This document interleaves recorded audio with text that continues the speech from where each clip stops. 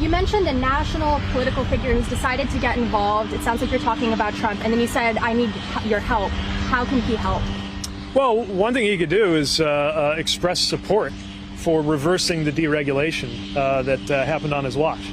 I heard him say he had nothing to do with it. What do you make of Biden, or rather Buttigieg's criticism of you pulling back rail regulations? Do you think it would have made a difference? No, it had nothing to do with it. That had nothing to do. No, he's got to work on the airports. We've never had airports like this. We're like a third world nation. So if he had nothing to do with it, and they did it in his administration against his will, maybe he could come out and say that he supports us moving in a different direction.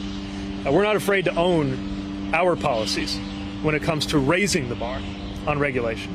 And I've got to think that him indicating that this is something that everybody, no matter how much you disagree on politics and presidential campaigns, can get behind.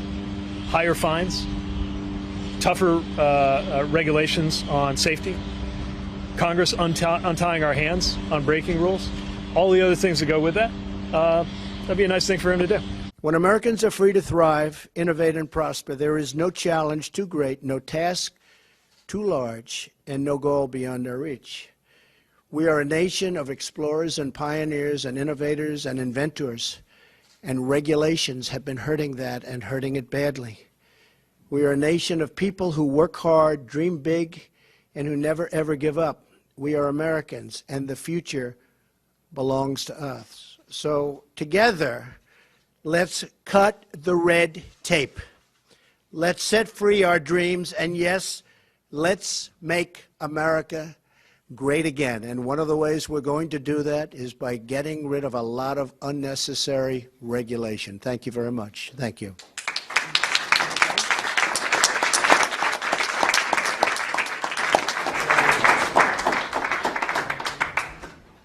Come on over here. Why don't we all gather around? Come on. You're all such a big part of this. Come on. I think we can all make it.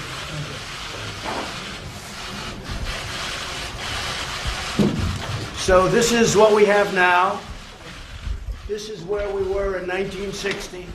And when we're finished, which won't be in too long a period of time, we will be less than where we were in 1960, and we will have a great regulatory climate. Okay? Come on up here, Chris. Come on. You work so hard on this. Yeah. Elaine, are you okay? Come on. Yep. You okay? Yep, fine. She has a lot to do with it. She has things called roads. That's a big, and bridges, right? Yes. Okay. 1, 2, 3. Speaking of the White House, apparently regulations regarding train safety were changed during the Trump administration. This particular railroad and others lobbied President Trump to dismantle an Obama-era rule that would have required railroads to update their braking systems. And apparently the Obama administration had pushed for it to govern transportation of hazardous materials after about 500,000 barrels of crude were dumped. But ultimately, the Trump administration undid that and said the costs exceeded the benefits. Pete Buttigieg, you saw in the clip earlier, he's taking some personal time because, 19 days isn't enough time, plus the time he spent chest feeding while we were in the midst of a supply chain crisis and 350 million Americans were depending on him to do his damn job. But there is no accountability. There's not even the expectation of these guys doing their job.